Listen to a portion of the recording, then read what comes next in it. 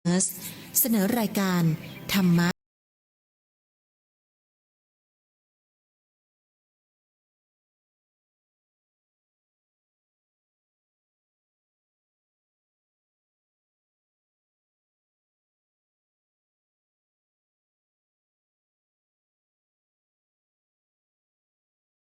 ปานาติปาตาเวรมณีอทินนาทานาเวรมณีกาเมมุสาสุราเม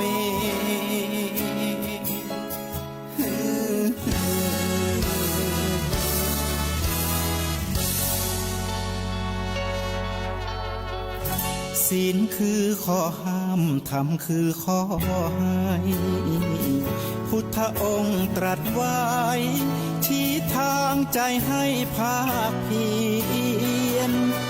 เบญจศีลเบญจธรรมท่องจำสมัยเราเป็นนักเรียนธรรมะไม่เคยแปลเปลี่ยนแต่เรายังจำได้มาทวงคำมันหมู่บ้านศีลห้าถือเป็นพันธะชาวพุทธทุกคนทั่วไทยสำนักพุทธขับเคลื่อนธรรมจุดเทียนสว่างที่กลางหัวใจสังคมจะร่มเย็นได้ศีลธรรมในใจต้องมีเบญจศีลว่ายังไงไหนลองท่องมา สวัสดีค่ะท่านผู้ฟังและท่านผู้ชมทางบ้านทุกท่านค่ะเราก็กลับมาพบกันในรายการธรรมรับอรุณในช่วงของขุดเพชรในพระไตรปิฎกกันอีกครั้งนึงแล้วนะคะก็เป็นประจำค่ะเราจะพบกันทุกเช้าวันเสาร์ทางสถานีวิทยุกระจายเสียงแห่งประเทศไทยนี้นะคะหลังจากที่เปิดสถานีในเวลา 5:00 นแล้วรายการเริ่มแรกก็คงจะเป็นรายการธรรมรับอรุณค่ะก็ถึงเวลาที่จะขอนำท่านผู้ฟังทางบ้านทุกท่านตามไปกราบนมัสการพระอาจารย์พระมหาไพบูลย์อภิปุโนเพื่อที่จะฟังท่านเล่าให้ฟังหรือว่าขุดเพชรในพระไตรปิฎกให้ได้รับฟังต่อจากในคราวที่แล้วกันหรือในเสาร์ที่แล้วนะคะกราบนมัสการเจ้าค่ะพระอาจารย์เจ้าค่ะเจริญพรสาธุเจ้าค่ะในทุกวันเสาร์เป็นช่วงของพระไตรปิฎกอันนี้คือหลวงพ่อขอเอาไว้พระอาจารย์ขอเอาไว้เพื่อที่จะให้ตัวเองเนี่ยได้มีเวลาในการที่จะมาศึกษาอ่านเต็มที่ตัวพระอาจารย์อ่านข้อมูลตรงส่วนไหนแล้วก็มาเล่าให้ท่านผู้ฟังฟังกันจะไม่ได้เป็นการอ่านให้ฟังแต่เป็นการที่อ่านมาแล้วคุณเดินใจก็อ่านมาท่านผู้ฟังก็อ่านมาแล้วก็มาเหมือนกับว่าอภิปรายกันอันนี้คือส่วนที่สรุปใช่สรุปให้ฟังสรุปให้ฟังคือก็สรุปด้วยแล้วก็อธิบายด้วยใช่ไหมสรุปคือแบบสรุปแบบอธิบายเลยว่าในแต่ละข้อเนี่ยเป็นยังไงแล้วก็เพื่อให้ความรู้ของเราเนี่ยมีความกว้างขวางเพราะว่าในส่วนที่วันอื่นๆเราตั้งแต่วันจันทร์ถึงวันศุกร์เนี่ยอันนี้คือพระอาจารย์เลือกมาตามความที่มันจะเหมาะสมในแต่ละสถานการณ์ในทุกวันเสาร์จะเป็นการที่แบบว่าไล่ไปเลยไม่ต้องแคร์อะไรทั้งสิ้นเราเอาตามหน้าไปทีละหน้าทีละข้อทีละบรรทัดแล้วก็ให้จบไปทีละเล่มอย่างนี้ซึ่งรูปแบบการศึกษาแบบนี้รูปแบบการศึกษาแบบนี้เขาทำกันมาตั้งแต่ในสมัยโบราณในสมัยพุทธกาลลุยสู้แล้วก็ทำให้มันจบให้มีความรู้แบบนี้เราก็จะเห็นความเชื่อมโยงของธรรมะที่ครูบาอาจารย์ทำไมท่านจัดหมวดหมู่เป็นแบบนี้ขึ้นมาทีนี้เราก็มาเริ่มเนื้อหากันตอนนี้เราอยู่ในหมวดที่4เราคือจตุกานิบาตคำว่านิบาตนี่หมายถึงเป็นหมวดหมู่ที่ท่านแยกเอาไว้ในอังคุตรนิกายเราคือพระไตรปิฎกเราซ้ำอีกนิดหนึ่งนะทบทวนสักนิดหนึ่งสำหรับท่านผู้ฟังที่อาจจะเพิ่งเข้ามาฟังใหม่คือพระไตรปิฎกเนี่ยเยอะมากทั้ง91เล่มเดี๋ยวถ้าเอาเฉพาะส่วนที่ไม่เอาคำอธิบายเนื้อหาเต็มๆก็45เล่มแต่แบ่งเป็น3ส่วน เราแบ่งเป็น3ส่วนตอนนี้เราอยู่ในส่วนที่เรียกว่าสุตตันตปิฎกในปิฎกนี้ก็จะแบ่งเป็น5คัมภีร์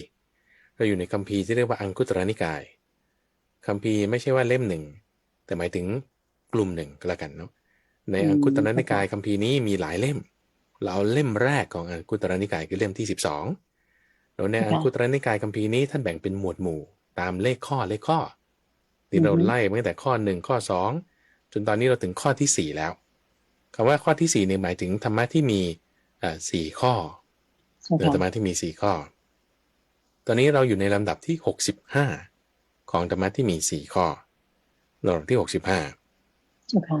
วันนี้ก็จะพระสูตรที่ชื่อว่ารูปสูตรข้อที่ของการที่เรามาศึกษาในหมวดที่เป็นอังคุตรนิกายก็คือว่าถ้าเราอยู่ในหมวด4ข้อเนี่ยต้องหา4ข้อให้ได้ว่ามันอะไร4ข้อนี้ใช่ค่ะคือธรรมะกล่าวอะไรบ้าง4ประเด็นนี้ในพระสูตรนี้ใช่ท่านเขายกขึ้นมาเลยว่าบุคคล4ประเภทอันนี้ชัดเจนโอเคนะบุคคล4ประเภทประเภทไหน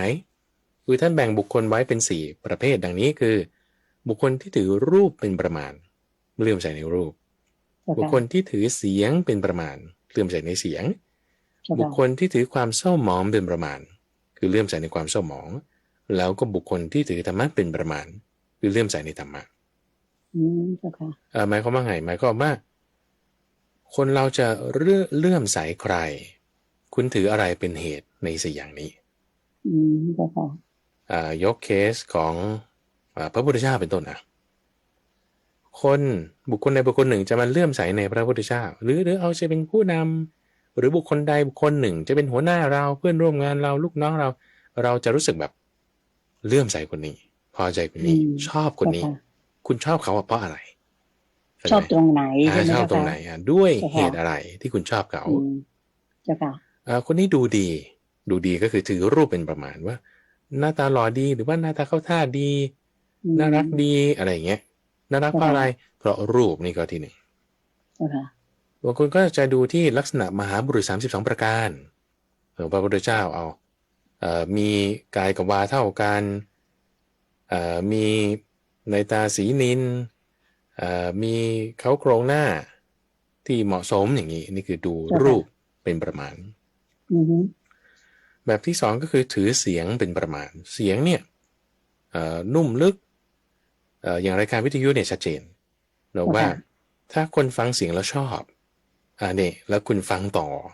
งั้นแสดงว่าคุณเนี่ยเป็นประเภทที่ถือเสียงเป็นประมาณใช่ค่ะอย่างของพระพุทธเจ้าเสียงเนี่ยเหมือนเสียงพรหมพูดเหมือนนกกระวิกอันนี้เป็นลักษณะหนึ่งใน32อย่างของท่านก็มีเสียงอยู่ด้วยใช่ค่ะหรือคนฟังธรรมราบรุนแล้วรู้สึกว่าเสียงดีเป็นเพราะไมโครโฟนมันดีเพราะเสียงพระอาจารย์ดีอะไรอย่างเงี้ยพูดดีด้วยเจ้าค่ะถือเสียงเป็นประมาณเนาะเจ้าค่ะถัดมาข้อที่3คือถือความเศร้าหมองเป็นประมาณเนี่ยหมายความว่าเอาความเศร้าหมองในการของพระพุทธเจ้าเป็นต้นนะอย่างเช่นท่านห่มจีวรปอนบิณฑบาตเป็นวัดถือข้อชุดงควัตเอาความเศร้าหมองบางคนก็ศรัทธาพระข้อนี้เจ้าค่ะสมถะเอาความที่แบบว่าขวนขวายน้อยอย่างเงี้ยมักน้อยอย่างเงี้ยนี่คือความเศร้าหมองข้อนี้เห็นแบบนี้แล้วจึงศรัทธาแล้วก็ในข้อที่4ถือธรรมะเป็นประมาณก็ว่าถือธรรมะเช่นว่าเทศดีมีความลึกซึ้งในคำเทศคำสอนมีหลายนัยยะอธิบายไว้อย่างทั้งอรรถะและพยัญชนะอย่างนี้นี่คือถือธรรมะเป็นประมาณซึ่งคนในโลกก็จะแบ่งเป็น4แบบนี้คนที่ศรัทธานะคนที่ศรัทธาทีนี้เรามาพิจารณาดูเอาสมมติเราไม่ต้องยกพระพุทธเจ้าก็ได้คือท่านมีทั้ง4อย่างละท่านมีทั้ง4อย่างโยมกำลังจะบอกว่าพระเจ้าของเรามีครบทั้ง4อย่างเลยใช่ทีนี้ถ้าบอกว่าคนทั่วไปอย่างเพื่อนเราหรือว่าเจ้านายเราหรือว่าคนที่เราชอบพอเนี่ยเราชอบพอเขาเนี่ยเพราะอะไรโอเคเช่นสมมติถ้าพี่น้องก็เป็นพี่น้องไงเราถึงชอบพอเพราะฉะนั้นก็จะเป็นลักษณะที่ว่าอยู่ในธรรมหรือเจ้านายเราเขามีวิสัยทัศน์นะเป็นคนมีความคิดดีอันนี้ก็อยู่ในธรรมใช่ไหมหรืออาจจะชอบเจ้านายเราเพราะว่าท่านเป็นคนสมถะมากเลยอันนี้แสดงว่าคุณก็ดูความเศร้าหมองเป็นประมาณหรือเราจะชอบเจ้านายเราเพราะว่าเขาดูหล่อมากเลย อันนี้ก็ถือรูปเป็นประมาณอย่างนี้เป็นต้นนะทีนี้ในทางตรงกันข้ามเราอยากจะมาเปรียบเทียบส่วนต่างด้วยว่าบางทีเราไม่ชอบคนใดคนหนึ่งโอเคนะก็ต้องด้วยข้อตรงข้าม4แบบนี้แหละเช่นคนนี้ดูไม่ดีเลยบุคลิกไม่ได้เรื่องเลยเราจึงไม่ชอบเขา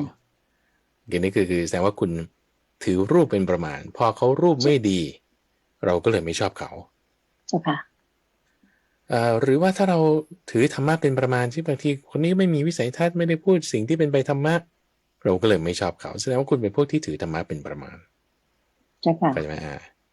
ก็จะเป็นแบบนี้หรือบางทีเราจะเห็นว่าโอ้คนนี้แบบไม่เห็นสมถะเลยทำไมใช้ชีวิตอู้ฟู่อย่างเงี้ยนะทำดูราฟู่ฟ้าเกินไปอลังการวังเวอร์เกินไปก็จะไม่ชอบก็แสดงว่าคุณเป็นพวกที่ถือความเศร้าหมองเป็นประมาณใช่ไหมที่ยกมาเปรียบเทียบส่วนต่างเนี่ยเพื่อต้องการให้เข้าใจตัวเองแล้วก็เข้าใจคนอื่นด้วยว่าบางทีที่เราไม่ชอบใครสักคนใดคนหนึ่งไม่ใช่หมายความว่าเขาอาจจะไม่ดีก็ไม่ได้หมายความว่าอย่างนั้นก็ได้ใช่ไหมเขาอาจจะมีข้ออื่นที่มันไม่ถูกความประมาณของเราเจ้าค่ะคือความชอบของเราว่าเราชอบอะไรในตัวเขาใช่ไหมเจ้าค่ะยกตัวอย่างพระสงฆ์นี้เป็นต้นพระพุทธเจ้ายกไว้เพราะท่านมีครบทุกอย่างใช่ไหมอาจจะพระรูปใดรูปหนึ่งเอาไม่ต้องในสมัยปัจจุบันก็ได้เดี๋ยวจะกระเทือนคนนั้นคนนี้ใช่ไหมเอาในสมัยพุทธกาลดีกว่าเช่นพระลักกุณฑกะภัทยเถระเช่นเกิดในตระกูลภัทยะที่ท่านชื่อว่าลักกุณฑกะเนี่ยเพราะว่าท่านตัวเล็กคือถ้าจะพิจารณาอาจจะเป็นคนแคระก็ได้ด้วยซ้ำเหรอใช่ไหมเป็นลักษณะที่คนรูปร่างเล็กถ้าจะพูดพระอาจารย์เข้าใจนะว่าท่านเป็นคนแคระแล้วท่านได้มาบวชคนเนี่ยไม่เลื่อมใสท่านเลยเพราะว่าด้วยความที่ท่านเป็นคนแคระรูปร่างนี่ไม่ดีไม่อยากจะฟังธรรมอะไรต่างๆแต่พอเทศธรรมะนี่ลึกซึ้งมากเสียงคือเสียงก็ไม่ได้เสียงดีด้วยนะเสียงไม่ได้นุ่มลึกอะไรเสียงเป็นลักษณะที่ไม่ได้มีความลึกซึ้งหรือว่าเหมือนเสียงพรหมแต่ว่าเนื้อหาธรรมะนี่ท่านเทศดีมากคนก็ไม่เลื่อมใสท่านละในความที่ท่านเป็นคนแคระแล้วก็เสียงไม่ดีแต่คนที่เลื่อมใสก็มีเข้าใจไหมที่เขามาเน้นในเรื่องธรรมะเขาชอบแบบนี้ใช่ธรรมะแล้วแถมนะพวกที่ไม่ชอบในเสียงไม่ชอบในรูปก็ยังไปติท่านอีกวิติท่านเรื่องอะไรแล้วค่ะก็เนี่ยเป็นคนแคระแล้วมาอะไรยังไงอย่างนี้นะทำไมตัวเล็กแท้อย่างเงี้ยมาติมาตำหนิในเรื่องเหล่านี้ด้วยซ้ำเรื่องรูปของท่านนะจ๊ะใช่เจ้าค่ะก็จะลักษณะนี้ก็มีเพราะฉะนั้นต้องการจะเปรียบเทียบว่ายังในสมัยปัจจุบันสมมติยกพระมหาไพบูลย์อย่างนี้เป็นต้นบางทีพระอาจารย์เนี่ยพูดเร็วมากถ้าคนที่จะนับตรงข้อนี้เป็นหลักโอ้ยพระองค์นี้พูดเร็วเกินไปไม่ฟังเลยไม่นับถือฟังไม่รู้เรื่องไม่อยากฟังละอะไรอย่างนี้เป็นต้นทีนี้พอถ้าสมมติคนที่เขาไม่ได้ถือข้อนี้เป็นประมาณไม่ได้ถือเสียงเป็นประมาณแต่เขาถือธรรมะเป็นประมาณเป็นต้น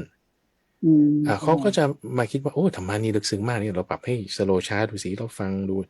มีความลึกซึ้งมาเขาก็จะชอบใช่ป่ะหรือบางคนถือรูปเป็นประมาณพอดูว่าโอ้ยพระมหาไพบูลย์ไม่หล่อเลยก็เลยไม่ชอบฟังอย่างนี้เป็นต้นหรือ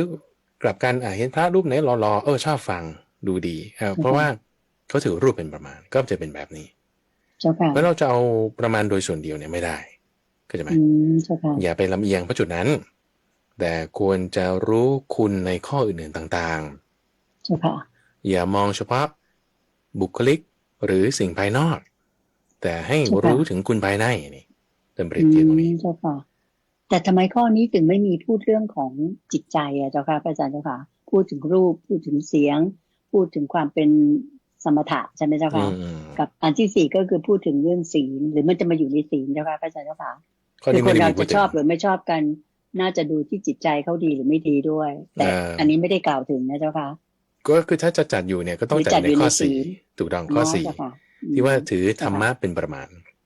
เจ้าค่ะถือธรรมะเนี่ยหมายถึงธรรมะที่เทศสอนก็ส่วนหนึ่งธรรมะที่ปฏิบัติให้ดูก็ส่วน2เจ้าค่ะใช่ไหมอาจจะเทศไม่ได้ลึกซึ้งแต่ว่าทำให้ดูเช่นมีศีลมีสมาธิมีปัญญาทีนี้ส่วนที่คุณจะเห็นได้ด้วยตาและหูก็คือศีลเท่านั้นเอง แต่สมาธิ เจ้าค่ะ คุณจะไม่เห็นสมาธิอาจจะดูได้เวลาที่เกิดสถานการณ์ขึ้นแล้วท่านยังนิ่งยังสงบไม่สะดุ้งไหมก็จะดูได้แค่นี้ปัญญาก็จะดูได้จากการที่ท่านเทศสอนบอกสอนมีความหมายลึกซึ้งไหมก็ดูได้บ้างจุดนี้ก็จะดูที่ส่วนของธรรมะได้โอเคนี่คือข้อที่65ธรรมะ4ข้อแบ่งเป็นบุคคล4จำพวกหลักๆที่สำคัญในข้อนี้ก็คือต้องมาตรงจุดสรุปที่ท่านเขียนไว้ในคาถาอยากจะฝากให้ท่านผู้ฟังเนี่ยไปอ่านตรงส่วนที่เป็นคาถาด้วยพระอาจารย์จะไม่อ่านให้ฟังนะแต่ส่วนสรุปที่สำคัญในส่วนที่เป็นคาถาท่านสรุปไว้ก็คือว่าอย่าเห็นแต่เฉพาะภายนอกนะเพราะที่พูดมาเนี่ยมันเฉพาะภายนอกเสียงรูปหรือว่าความเศร้าหมองใช่ไหมก็ต้องดูมาที่ธรรมะด้วยนะธรรมะส่วนที่ไม่ใช่เฉพาะที่พูดนะเพราะผมก็พูดได้ดีแต่ว่าข้างในเนี่ยมันจริงมาแท้ไหมถูกไหมทำได้ไหมอย่างนี้นะใช่ค่ะคือปฏิบัติเป็นยังไงด้วยถูกไหมเจ้าค่ะต้องมองให้ลึกเข้าไปถึงธรรมะไปด้วยที่ไม่ใช่เฉพาะที่ให้ได้ฟังแต่ต้องที่อยู่ภายในด้วยอันนี้คือที่ท่านเน้นเอาไว้ในข้อนี้เข้าใจเจ้าค่ะโอเคถัดมาข้อที่66อันนี้ชื่อว่าสราคสูตรสราคสูตรได้พูดถึงบุคคล4ประเภทบุคคล4ประเภทแบ่งเป็นบุคคลผู้มีราคะบุคคลผู้มีโทสะบุคคลผู้มีโมหะแล้วก็บุคคลผู้มีมานะ4อย่างเจ้าค่ะซึ่งอันเนี้ยเราเคยเจอมาแล้วในหมวด3ท่านแบ่งไว้ราคะโทสะโมหะข้อเนี้ย66เนี่ยเพิ่มมานะเข้ามาด้วยเพิ่มมานะเข้ามาด้วยก็ให้เป็น4หมวดทีนี้จริงๆแล้วไอ้ข้อหมวด3ที่ไม่มีมานะก็หมายความว่ามานะก็อยู่ในโมหะนั่นแหละคำว่ามานะนี่ก็คือความเป็นตัวตนหรือตัวตนมีภาษาอังกฤษเขาจะอีโก้เนาะมีอีโก้มากอันนี้คือมีมานะสูงมานะนี่ก็จะจริงๆแล้วมันมีมานะ9ก็มีมานะ7ก็มีเนี่ยเจ้าค่ะต่างกันยังไงเจ้าค่ะพระเจ้าค่ะความที่ว่าเราคิดว่าเราดีกว่าเขาเนี่ยก็เป็นมานะประเภทที่เป็นมานะ7อย่างคือสำคัญตัวว่าดีกว่าเขาสำคัญตนว่าเลวสำคัญว่าคือคิดว่าเราน้อยเนื้อต่ำใจพวกนี้เป็นมานะมานะ7เนาะในมานะ7แต่ในมานะ9เนี่ยก็จะมี3นัยยะแบ่งเป็น3ข้อก็คือตัวเราดีกว่าเขาแต่เราสำคัญว่าเราดีกว่าเขาตัวเราสำคัญตัวว่าเราดีกว่าเขาเราเท่าเขาหรือเราต่ำกว่าเขาจริงๆแล้วเราอาจจะดีกว่าเขาจริงๆเท่าเขาจริงๆหรือต่ำกว่าเขาจริงๆก็ได้ไม่มีปัญหาอันนี้คุณจะจำได้เนาะในหมวด3ที่ผ่านมาจำได้เจ้าค่ะก็มีแค่3อย่างนี้แหละในมานะดีกว่าต่ำกว่าหรือเท่ากันก็มีแค่นี้อันนี้คือมานะสำคัญว่าในลักษณะนี้ซึ่งใน4ข้อนี้ก็ถ้ามีมากไม่ดีคือราคะโทสะโมหะมานะเนี่ยนะคือมียังไงมันก็ไม่ดีอ่ะมีมากนี่ยิ่งไม่ดีถึงแม้ว่าเป็นอริยบุคคลที่ยังไม่ใช่อรหันตผลก็ยังต้องมีพวกนี้อยู่ไม่อย่างใดก็อย่างหนึ่งใน4อย่างนี้แต่ว่าถ้าเป็นโสดาบันอริยบุคคลในขั้นแรกเขาก็จะมีน้อยโมหะมานะก็จะมีน้อยมานะนี่ก็มีอยู่แต่ว่าในลักษณะที่ละสักยะทิฏฐิได้โมหะก็จะมีอยู่แต่ว่าในลักษณะที่ละศีลพัตตปรมาสหรือละวิจิกิจฉาได้อย่างเงี้ยก็จะมีแต่เบาบางนี่คือข้อที่66บุคคล4ประเภทเจ้าค่ะต่อมาอีกในพระสูตรที่3วันนี้ข้อที่67ข้อที่67ชื่อพระสูตรว่าอหิราชสูตรว่าด้วยพญางูพญางูพญางูเนี่ยเรื่องราวตรงนี้เนี่ยคือท่านพูดถึงภิกษุรูปหนึ่งในพระสูตรนี้นะภิกษุรูปนี้ปรากฏว่าถูกงูกัดตายพระไปอยู่ป่าพอถูกงูกัดตายแล้วภิกษุทั้งหลายเนี่ยมากราบทูลพระพุทธเจ้าแล้วพระพุทธเจ้าก็จึงปรารภตรงนี้ขึ้นว่าเอาแสดงว่าภิกษุรูปนี้ไม่ได้เจริญเมตตาจิตในพญางู4ประเภทไม่ได้เจริญเมตตาจิตในพญางู4ประเภทแล้วท่านก็จึงพูดถึงพญางู4ประเภทแล้วก็ตามด้วยคาถา คาถาที่เรามักจะได้ยินเวลาสวดกันนะอย่างพระไปสวดมนต์ที่บ้านเนี่ยก็จะมีคาถาเนี่ยคาถาวิรูปักเขคือแผ่เมตตาให้งูทั้ง4ประเภทเพื่อไม่ให้สัตว์ประเภทนี้มาทำร้ายได้ก็มาจากที่มาตรงนี้แหละที่มีภิกษุถูกงูกัดตายแล้วท่านก็เลยเทศให้ฟังว่าแสดงว่าไม่ได้เจริญเมตตาให้งูพวกนี้แล้ววิธีการทำยังไง4ประเภทมีอะไรบ้างก่อนอันดับแรกก็คือพญางูที่ชื่อว่าวิรูปักเขเราบทสวดที่เราบอกเคยได้ยินนะวิรูปักเขหิเมเมตังเอราปะเทหิเมนี่จำได้บทสวดหรือประเภทที่2ก็คือพญางูที่ชื่อว่าเรปะทะนี่คือพญางูประเภทที่2พญางูประเภทที่3ชื่อฉัพพยาบุตรฉัพพยาปุตเตหิเมเมตังนี่คือประเภทที่3ประเภทที่4คือตระกูลงูที่ชื่อว่ากันหาโคตมะกะบทสวดก็จะเป็นเมตังกันหาโคตะเกโคตมะเกหิจะเจ้าค่ะคือ4ประเภทนี้พญางูนี้ก็หมายถึงพญานาคด้วยใช่ไหมเจ้าค่ะเพราะพญางูถูกต้องใช่ค่ะพญานาค4ประเภทนี้ถูกไหมเจ้าค่ะ4ตระกูล4ตระกูลนี้4ตระกูลนี้ซึ่งรายละเอียดท่านเป็นยังไงคิดว่าคงต้องไปหาอธิบายเพิ่มเติมในเบื้องต้นเราเอาแค่4ประเภทนี้ก่อนก็จะเป็นตระกูลแบบว่าสีต่างกันอยู่ในถิ่นต่างกันแล้วก็จะมีอุปนิสัยต่างกันแล้วท่านจะแบ่งไว้โดยบทที่ท่านให้เหมือนกับว่าอนุญาตให้เจริญเมตตาเนี่ยท่านกล่าวคาถาวิรูปักเขนี่แหละคำว่าคาถาก่อนนะคุณใจคือหมายถึงคำกลอนคาถาเนี่ยที่เราเวลาพระไปสวดมนต์ที่ในหมู่บ้านอย่างเงี้ยนะอันนี้หมายถึงคำกลอนที่ท่านแต่งเป็นลักษณะคำฉันเป็นคำฉันแล้วเป็นภาษาบาลี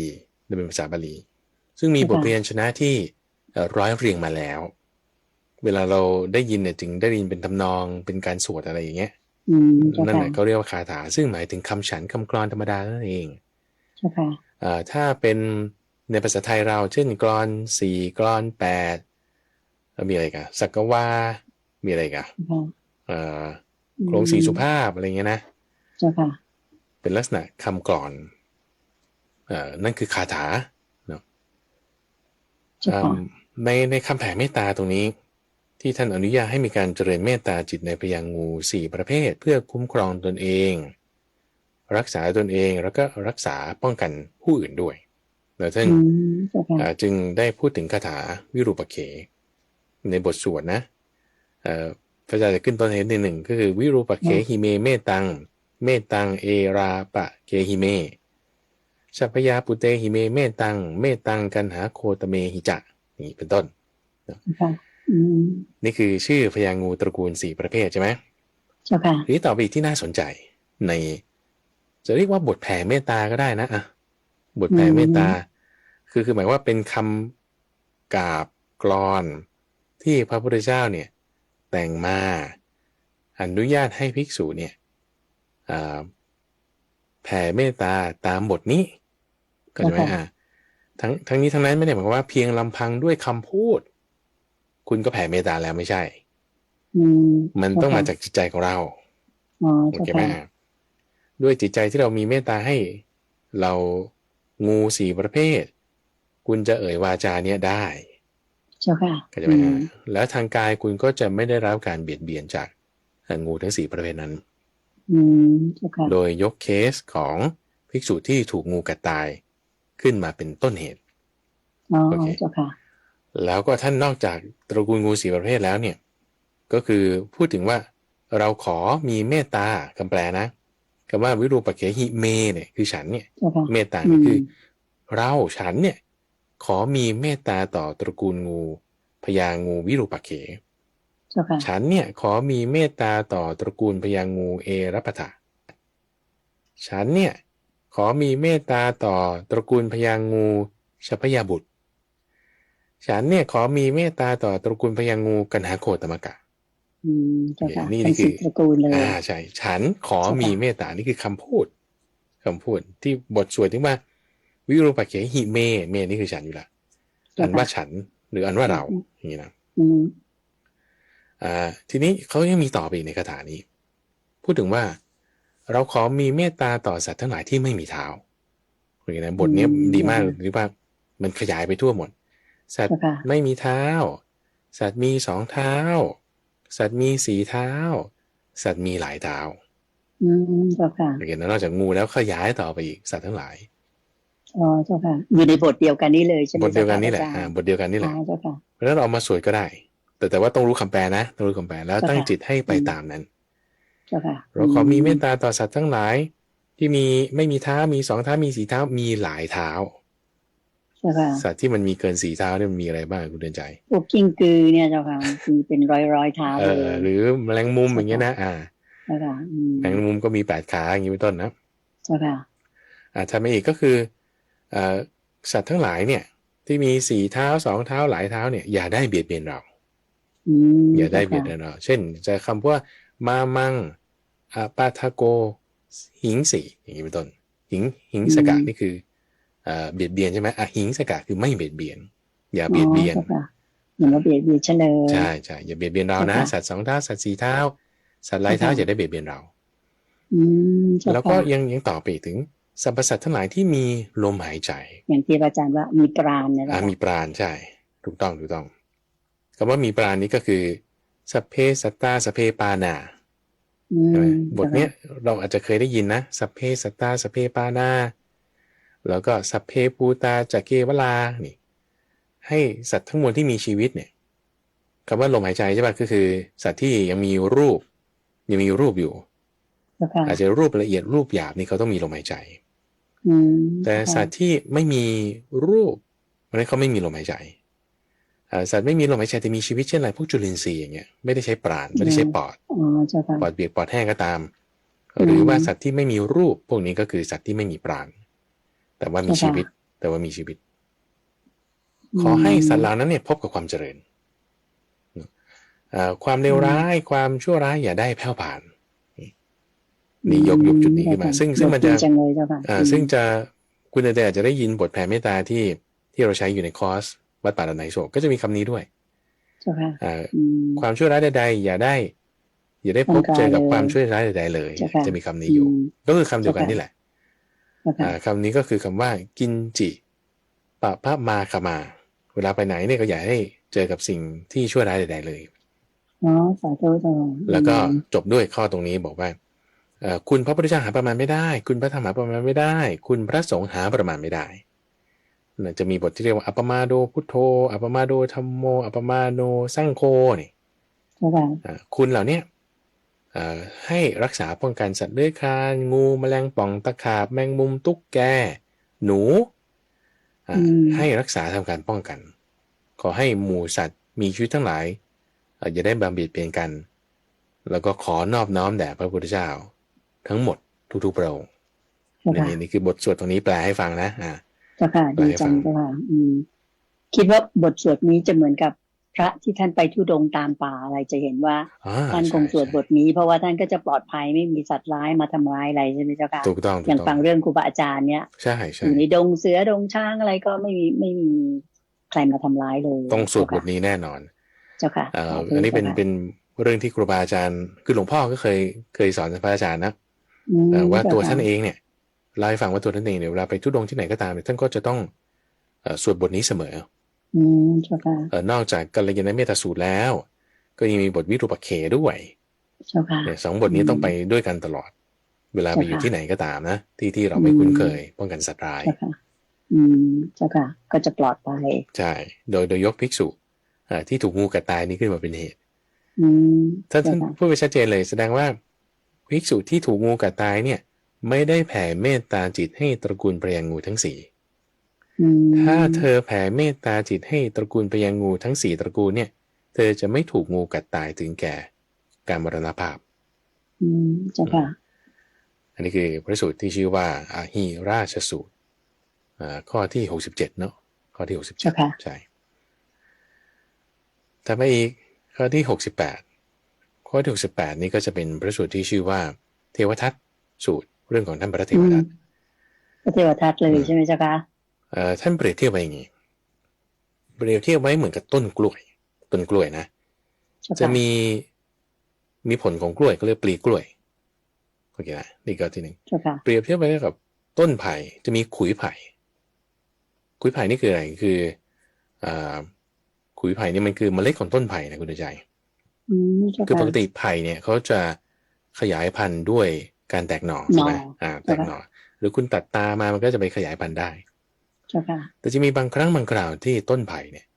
เขาจะมีเมล็ดออกมาซึ่งแบบไม่ค่อยเคยเห็นนะนานๆจะมีสักทีนึงเมล็ดของต้นไผ่นี่จะออกมายังไงก็คือจะเหมือนต้นข้าวเนี่ยเวลาเขาออกรวงใช่ไหมเวลาข้าวเขาออกรวงเนี่ยมันก็จะยิงยอดออกมาแล้วก็จะมีรวงข้าวใช่ไหมต้นไผ่ยิงยอดออกมามันก็จะมีรวงไผ่เขาเรียกแต่ว่าเขาจะไม่ใช้คำว่ารวงไผ่เขาจะเรียกขุยไผ่ขุยไผ่ออกมาเมื่อไหร่ปุ๊บกอไผ่กอนั้นก็จะตายหลายปีก่อนเนี่ยพระอาจารย์เห็นอยู่ครั้งหนึ่งที่วัดป่าดอนไหโศกเราจะมีต้นไผ่อยู่หลายๆกอใช่ไหมแล้วก็ในหลายๆกอนั้นเนี่ยก็จะมีอยู่กอหนึ่งที่ว่าปรากฏว่ามันยิงก็เรียกว่าเป็นขุยไผ่ออกมาแล้วก็ไม่นานกอไผ่นั้นก็ตายเนี่ยเคยเห็นครั้งเดียวเองเหมือนเป็นเกิดมาแล้วจะทำให้แม่มันตายไปใช่เหมือนต้นกล้วยต้นไหนที่มีปลีกล้วยออกมาต้นแม่มันนั้นก็จะตายนี่ประมาณข้อที่1ข้อที่2นะต่อไปข้อที่3ก็คือไม้อ้อออกดอกมาเนี่ยแต่ว่าผลจริงๆดอกมันก็จะมีผลนั่นแหละแต่ว่าผลของมันไม่ใช่เป็นผลที่กินได้เหมือนกล้วยแต่มันเป็นผลแบบเป็นกีบเล็กๆเท่านั้นเองแล้วก็มันก็จะลอยไปตามลมเพื่อที่จะไปโตต่อไปใช่ป่ะต้นอ้อต้นไหนที่มีดอกออกแล้วมันก็จะตายข้อที่3ข้อที่4ท่านเปรียบไว้เหมือนกับแม่ม้าอัสดรแม่ม้าอัสดรออกลูกมาเนี่ยอีกไม่นานตัวเองก็ตายแม่ม้าอัสดรนี่คืออะไรคือแม่ลาที่เขาออกมาทำเป็นพันธุ์ของม้าอาชาไนซึ่งม้าอาชาไนที่เกิดจากแม่ลาเนี่ยมันก็จะสืบพันธุ์ต่อไม่ได้อันนี้เป็นเทคนิคที่พวกผสมพันธุ์ม้าเนี่ยเขาจะทำตามฟาร์มม้าทั้งหลายเนี่ยนะอันนี้มีมาตั้งแต่สมัยโบราณแล้วเทคนิคนี้คือใช้แม่ลามาเป็นตัวอุ้มคันให้กับม้าเพื่อที่ให้ลูกออกมาในคุณขายเนี่ยแต่คุณเอาลูกนั้นไปทำพันธุ์ต่อไม่ได้เจ้าค่ะเขาจะได้มีพันธุ์ขายไปเรื่อยๆถูกไหมเจ้าค่ะใช่อย่างไรก็ตามคุณสมบัติของลานั้นก็จะอยู่ในม้านั้นด้วยก็จะทำให้เป็นม้าที่ทนลากได้เหมือนลาแต่ตัวใหญ่เหมือนม้าอย่างเงี้ยเขาก็จะใช้เป็นลักษณะนี้เหมือนให้แม่ลามาอุ้มบุญให้แทนใช่เจ้าค่ะใช่ในข้อนี้ก็อธิบายไว้นะตรงนี้มีคำอธิบายไว้เนื่องจากว่าเวลาเอาพ่อม้ามาผสมกับแม่ลาเนี่ยลูกที่ตั้งอยู่ในท้องเนี่ยจะตัวใหญ่ด้วยความที่มีพันธุ์ของพ่อทำให้เวลามันคลอดลูกออกมาเนี่ยมันขาหลังมันยืนอยู่ไม่ได้มันตัวใหญ่มากก็เอาแค่2เท้าหน้าเนี่ยตะกุยแผ่นดินทำให้เขาต้องผ่าลูกออกพอผ่าลูกออกปุ๊บตัวมันก็จะตายแม่เขาต้องตายแม่ต้องตายจะตายตรงคลอดนั้นเลยหรือว่าอาจจะตายด้วยพิษบาดแผลไม่ไหวในอีกหลายวันต่อมาอันนี้เขาก็จะมีคำอธิบายเอาไว้เขาเปรียบเทียบมาเพื่ออะไรเนี่ยเปรียบเทียบมาเพื่อลาภสักการะท่านเปรียบไว้เอา4อย่างนี้นะเปรียบเทียบกลับไปกับลาภสักการะชื่อเสียงที่เกิดขึ้นแก่พระเทวทัตเนี่ยเกิดขึ้นก็เพื่อฆ่าตนเองเพื่อความเสื่อมของตนเองโอเคไหมเราอาจจะคิดว่าปลีกล้วยหรือว่ามันก็ออกมาเป็นผลกล้วยมันก็ดีนี่ใช่ป่ะล่ะหรือว่าขุยไผ่ต้นไผ่มันตกเม็ดออกมาเป็นขุยนะมันก็ไปปลูกได้มันก็ดีนี่นะหรือว่าต้นอ้อออกดอกมามันก็แพร่พันธุ์ต่อไปได้มันก็ดีป่ะหรือว่าลูกม้าชนิดก็ตามจะไม่มีคุณสมบัติของแม่ลานี่แต่ว่าเกิดมาเนี่ยนะเหมือนกันนะเราคิดว่าลาภสักการะเสียงสรรเสริญเยินยอเนี่ยมันก็ดีใช่ไหมคือเหมือนว่าเราก็มีเงินมีทองมีชื่อเสียงอะไรเงี้ยดีใช่ไหมล่ะเจ้าค่ะแต่ว่าเกิดมาแล้วฆ่าตัวเองไหมนี่ฆ่าตัวเองไหมเหมือนมาทำลายเราทีหลังเจ้าค่ะมันจะเป็นอย่างนั้นไหมมากเกินไปเจ้าค่ะสำหรับพระเทวทัตเนี่ยเป็นอย่างนั้น เป็นอย่างนั้นท่านจึงยกตัวอย่างนี้คือคำว่ามากเกินไปมันก็อาจจะไม่ใช่นะคืออย่างเราดูพระพุทธเจ้าคุณใจพระพุทธเจ้าเนี่ยมีลาภสักการะไหมล่ะมีแน่นอนนะมีแน่นอนแล้วท่านเป็นเหมือนกับขุยไผ่ไหมล่ะหรือเป็นเหมือนกับต้นกล้วยไหมล่ะไม่เป็นไม่ได้ฆ่าตัวเองทำไมเป็นอย่างนั้นเข้าใจไหมใช่ค่ะแต่กรณีของเทวทัตแล้วทำไมถึงเกิดมาเพื่อฆ่าตัวเองท่านก็จะอธิบายในข้อนี้บอกว่าเพราะกิเลสไงเพราะกิเลสนี่แหละจริงๆแล้วเป็นตัวที่เกิดมาเพื่อฆ่าตัวเองเกิดมาเพื่อฆ่าตัวเองพอมีลาภสักการะแล้วต่อให้ปริมาณมากน้อยไม่ได้เกี่ยวนะอาจจะเกี่ยวสำหรับว่าบางคนคือบางคนอาจจะถ้ายกอย่างเช่นว่าคนอยู่ในตำแหน่งอะไรเช่นคุณเป็นประธานหรือคุณเป็นอะไรเป็นประธานสหกรณ์อย่างนี้เป็นต้นสมมตินะสมมติในสหกรณ์เป็นต้นตอนที่คุณเป็นเทระยิกคุณโกงไม่ได้หรือตอนที่คุณเป็นลูกน้องธรรมดาคุณอาจจะโกงได้แต่ว่า100,000-200,000เนี่ยฉันไม่โกงหรอกฉันจะแบบว่ายังดีอยู่ไม่มีราคาโทสะโมหะโอเคนะแต่พอมันเริ่มมีช่องเงินทองมากขึ้น15 ล้านคุณจะเอาไหม100 ล้านคุณจะเอาไหมอย่างเงี้ยปริมาณอาจจะมีนัยสำคัญตรงนี้ว่าให้กิเลสคุณเกิดได้ไหมล่ะบางคนกิเลสเกิดตั้งแต่ไม่กี่แสนหรือไม่กี่พันด้วยซ้ำแต่บางคนไม่กี่แสนไม่กี่พันมันไม่เกิดมันไปเกิดตอนหลายล้านเอาอยู่นั่นเอาอยู่เงิน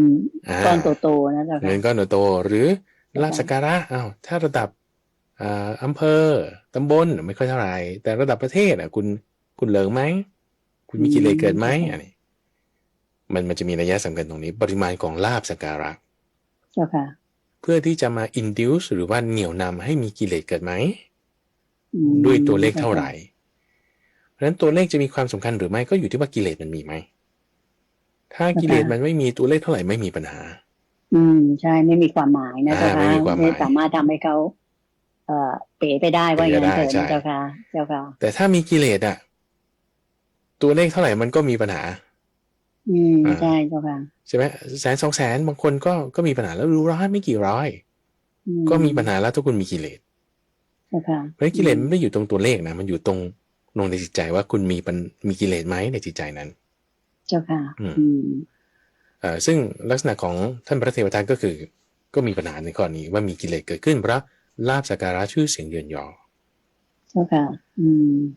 ทั้งนี้ทั้งนั้นในลาภสักการะชื่อเสียงเยินยอเนี่ยเราจะป้องกันไม่ให้กิเลสมันเกิดขึ้นได้เนี่ยท่านเคยเปรียบเทียบไว้เหมือนกับเต่าเนาะเต่าที่ฝูงเต่าเนี่ยพอเต่าเข้าไปใกล้กับพวกชาวประมงเนี่ยเขาก็จะแทงเต่าใช้ก็เรียกฉมวกเนี่ยตรงท้ายฉมวกตรงหัวมันก็จะแหลมๆใช่ไหมท้ายมันก็จะผูกเชือกเอาไว้พอเคลื่องปลาปักไปปุ๊บไปปักกระเต่าแล้วก็จะดึงมาแต่ว่าเต่าบางตัวเนี่ยไม่ถูกดึงไปหรอกเปรียบเทียบกับลาภสักการะนี่นะคุณได้รับลาภสักการะก็จริงแต่คุณไม่ถูกดึงไปแต่ยังไงก็ตามไอ้ฉมวกมันก็ยังปักหลังเต่ามาอยู่ดีพอเต่ากลับมาสู่ฝูงเต่าตัวอื่นๆเนี่ยก็พรรณนาเลยโอ้ดูเต่าตัวนั้นดิเขาบอกว่าไม่ควรเข้าไปใกล้ชาวประมงแต่ว่าดันเข้าไปใกล้เองแล้วก็ถูกฉมวกปักมาโอ้น่ารังเกียจเหลือเกินก็ถูกตีเตียนได้ก็ถูกตีเตียนได้เข้าใจไหมถูกใส่ความได้ในที่นี้หมายถึงต่อให้จิตใจคุณไม่ติดยึดในลาภสักการะนั่นเองก็ตามนะแต่ถ้าคนมันจะใส่ความเนี่ยมันก็เอาช่องนี้แหละมาใส่ความได้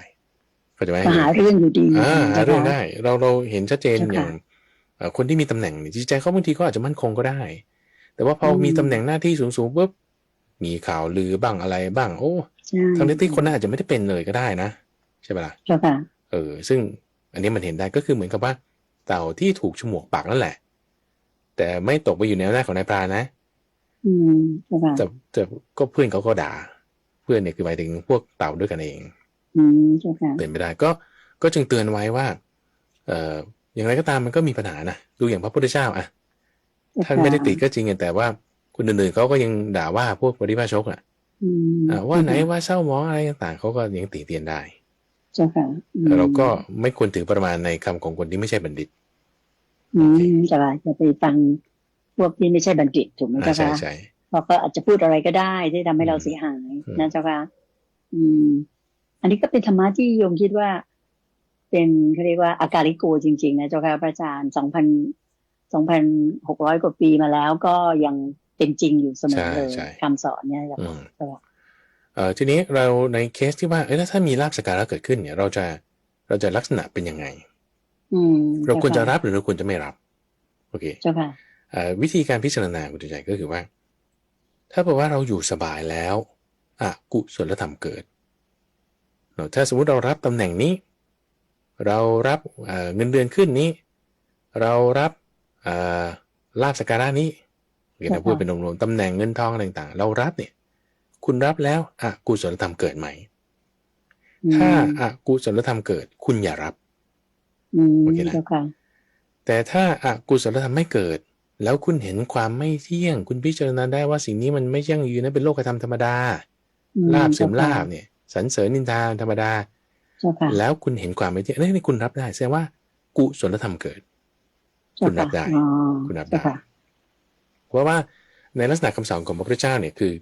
ไม่ใช่ว่าไปหาความทุกข์มาทับถมตัวเองที่ไม่มีความทุกข์ทับถม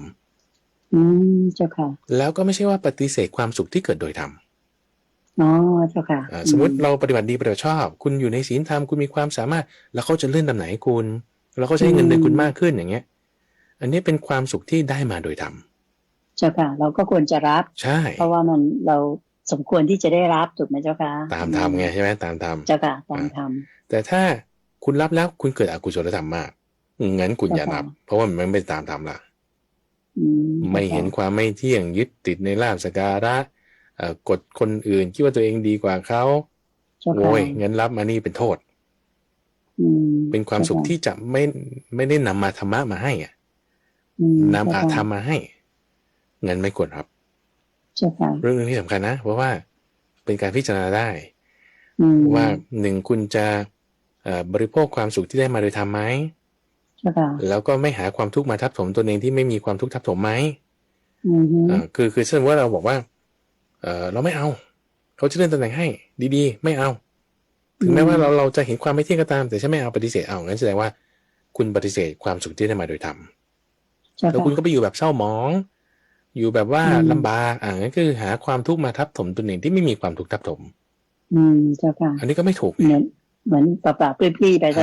นะเจ้าค่ะเป็นการทำทุกขกิริยาเหมือนตอนที่พระพุทธเจ้าทำตอนเป็นโพธิสัตว์เจ้าค่ะ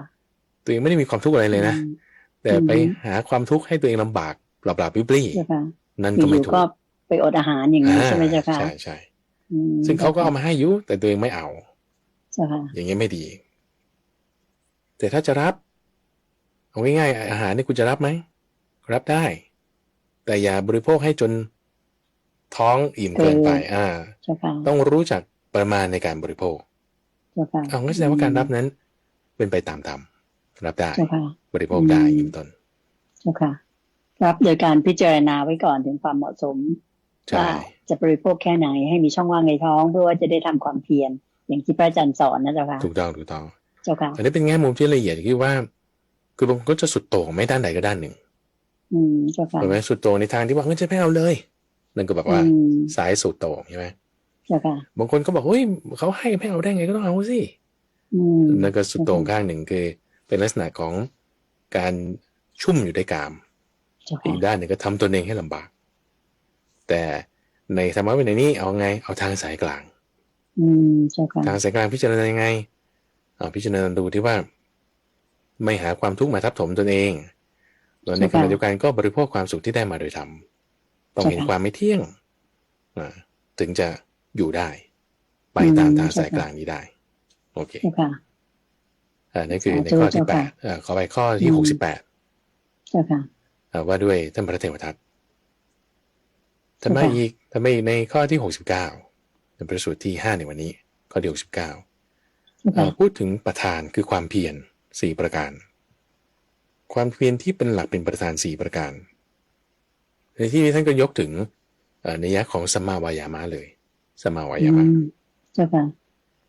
ความเพียรด้วยการสำรวมระวังความเพียรด้วยการละความเพียรด้วยการเจริญแล้วก็ความเพียรด้วยการรักษาความรักษาจะมี4นัยยะ ความเพียรด้วยการสำรวมระวังหมายถึงไงคือถ้าเราจะพูดถึงสัมมาวายามะเนาะพระอาจารย์ต้องการจะมาเปรียบเทียบกันใช่ค่ะสัมมาวายามะ4ข้อนี้ก็คือป้องกันไม่ให้บาปอกุศลธรรมที่ยังไม่เกิดให้เกิดขึ้นคือหมายว่าอกุศลธรรมที่ยังไม่เกิดยังไม่มีใหม่ๆเนี่ยอย่าให้เกิดขึ้นอย่ามาป้องกันเอาไว้ลักษณะการป้องกันนั้นคือคุณต้องระวังเหมือนกับเมืองที่มีกำแพงล้อมรอบแล้วมีประตูอยู่แล้วต้องมีคนเฝ้าประตูเพื่ออะไรไม่ให้ข้าศึกมันเข้ามา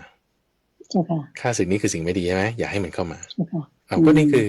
อกุศลธรรมภายนอกอย่าให้เข้ามาอย่างเช่นคุณฟังข่าวเนี้ยมีข่าวเนี้ยออกมารู้อะตึ๊ดออกมาข่าวเกี่ยวกับฝ่ายนั้นหรือสีนั้นแล้วคุณจะจี๊ดไหมถ้าคุณจี๊ดเอาแสดงว่าอกุศลธรรมมันเข้ามาละใหม่เข้ามาตามข่าวนั้นแสดงว่าคุณไม่ได้ระวังแต่ถ้าฟังข่าวนี้ปุ๊บแล้วเราแบบทำใจวางเฉยได้อยู่นิ่งๆได้ไม่โกรธรักก็เหมือนกันนะเช่นฟังอีกข่าวหนึ่งอีกสีหนึ่งอีกพรรคหนึ่งอีกพวกหนึ่งแล้วคุณโอ้ยดีใจมากเลยมีข่าวนี้ออกมาอันนั้นก็ถือว่ารั่วแล้วหลุดแล้วใช่ค่ะไม่ว่ารักหรือเกลียดนะจ๊ะอกุศลธรรมคือความพอใจมันก็เข้ามาละเราก็ต้องระวังอย่าให้อกุศลธรรมใหม่เข้ามาอันนี้คือการความเพียรด้วยการระมัดระวังสิ่งภายนอกไม่ดีอย่าเข้ามาโอเคข้อที่1สัมมาวายามะข้อที่2ก็คือว่าบาปอกุศลธรรมที่มีอยู่เนี่ยให้กำจัดออกไปบาปอกุศลธรรมที่มีอยู่ให้กำจัดออกไปท่านก็จึงพูดถึงในข้อที่2นี้ว่าเป็นความเพียรด้วยการละเป็นความเพียรด้วยการละเช่นว่าตอนนี้เราอาจจะมีความพอใจในอาหารอย่างใดอย่างหนึ่งอยู่หรือมีความพอใจใน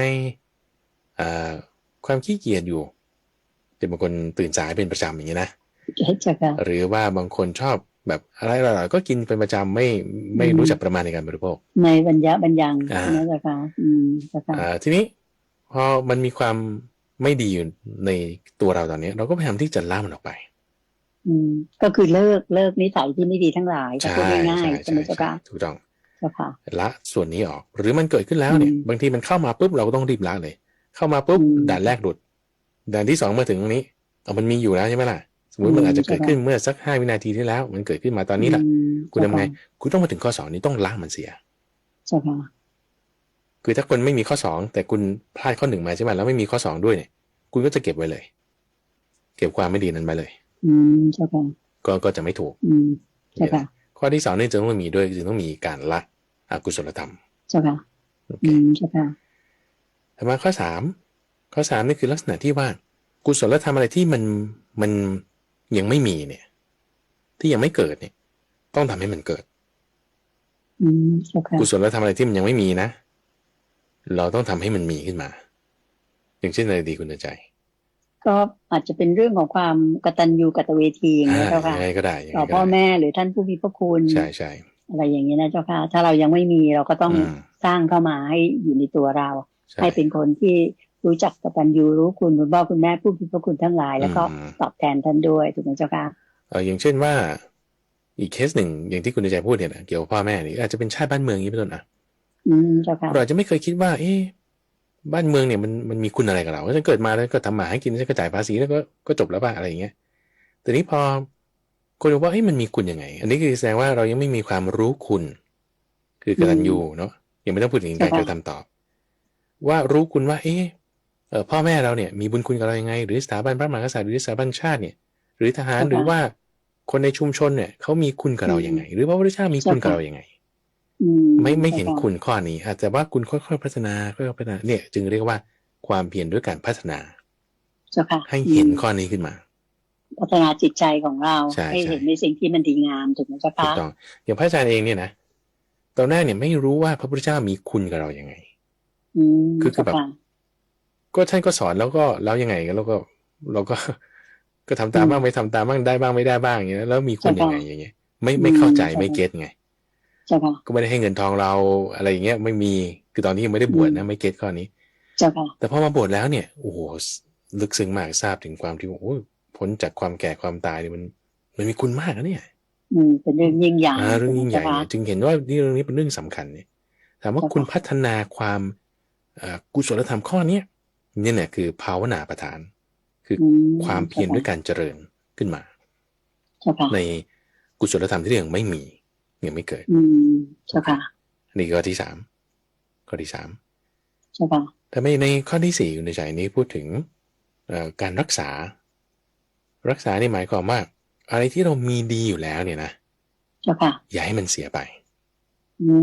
ประคับประคองมันอยู่แล้วก็ให้มันดียิ่งขึ้นด้วยเข้าใจไหม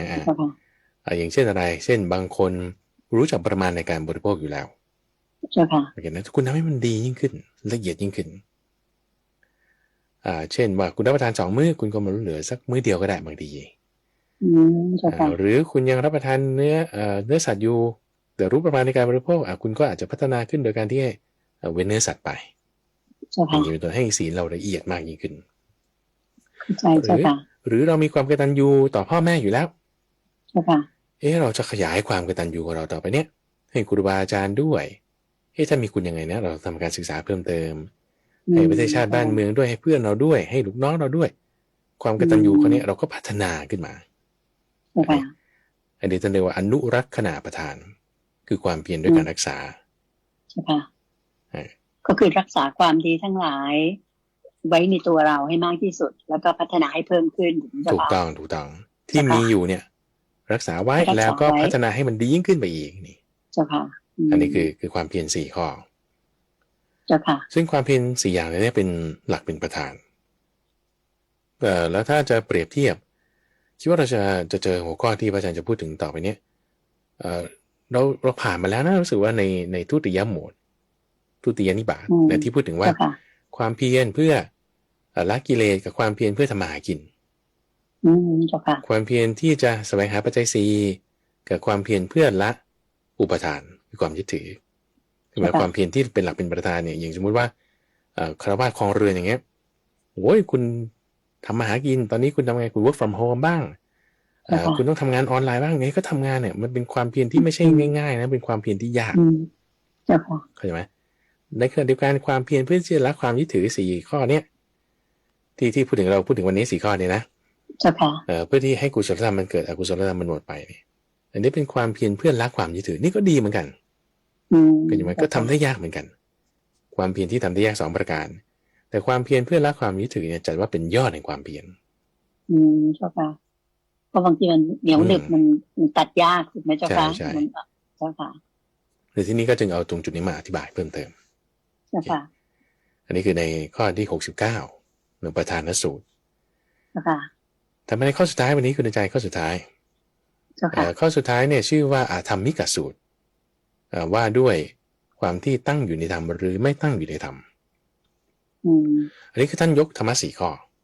นะทีนี้ถ้าท่านผู้ฟังหรือท่านผู้ชมไปอ่านในพระสูตรนี้นะท่านจะร่ายยาวมาเลยนะแล้วก็จะไปถึง4 ข้อเนี่ยมันยาวอยู่เหมือนกันเลยเยอะมากทีนี้พระอาจารย์สรุปมาให้ก่อน4 ข้อนี้อะไรอายุผิวพรรณกำลังแล้วก็โรคภัยไข้เจ็บอายุน้อยผิวพรรณซามกำลังไม่ดีเจ็บป่วยมากกับ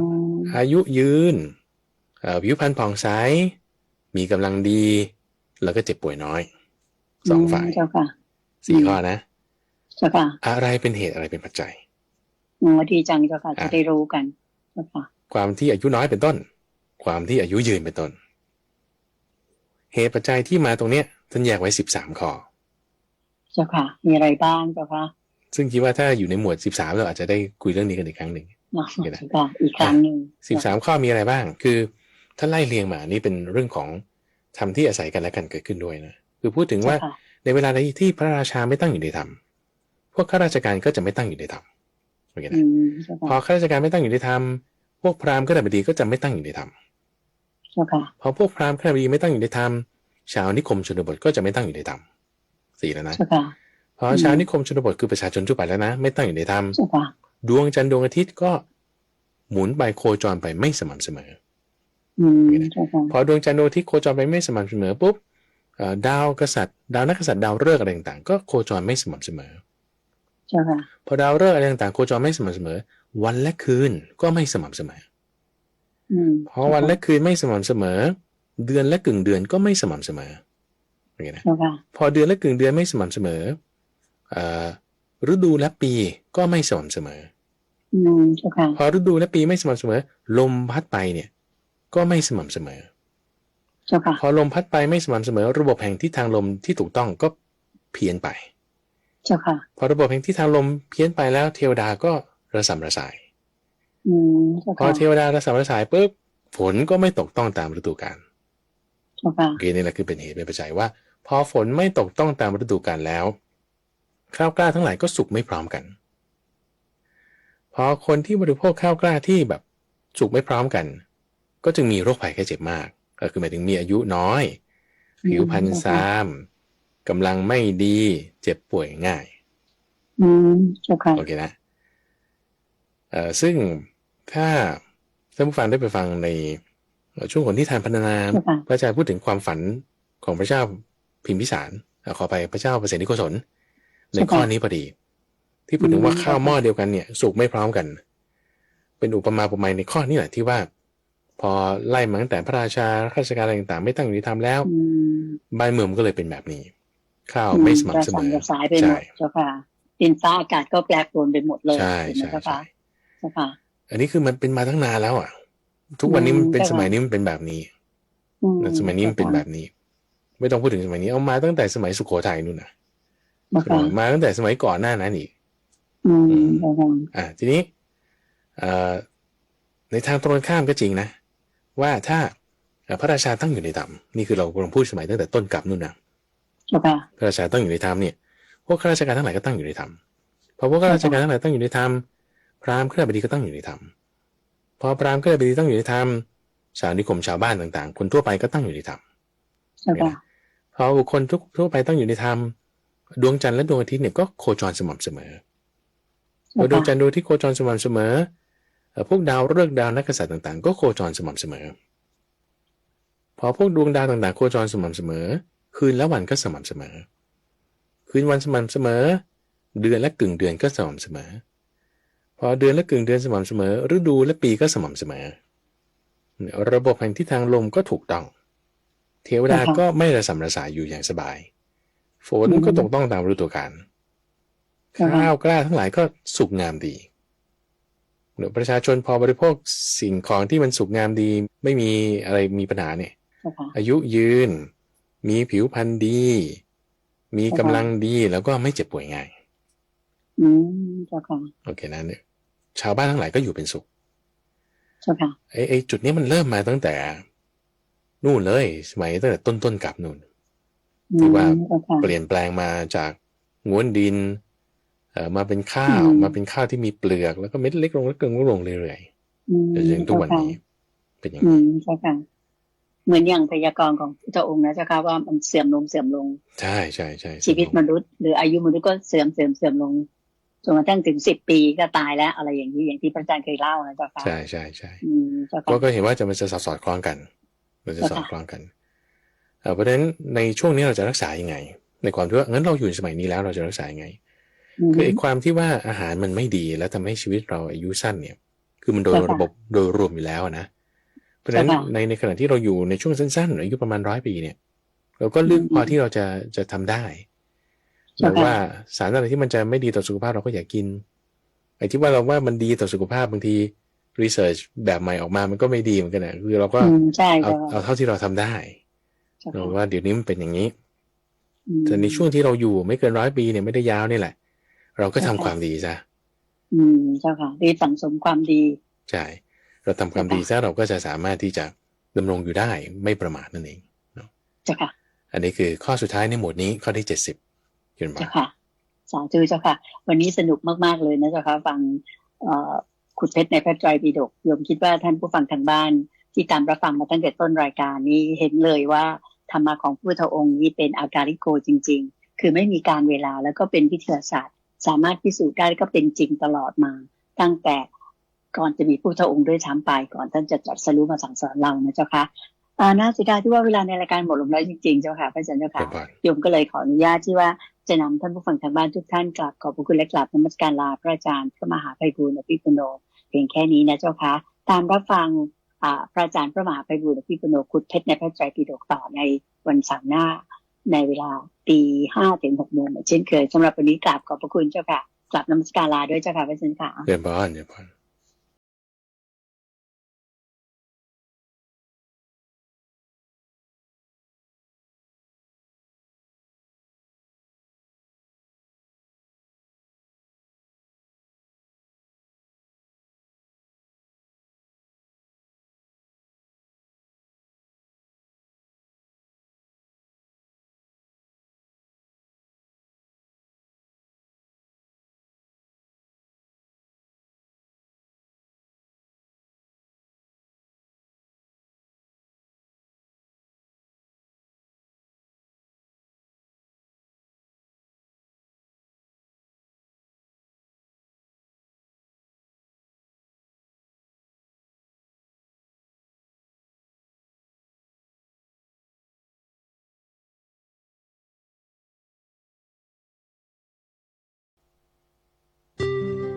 ขอบคุณ ขอโทษ ขอบคุณ ขอโทษ ขอบคุณ ขอโทษ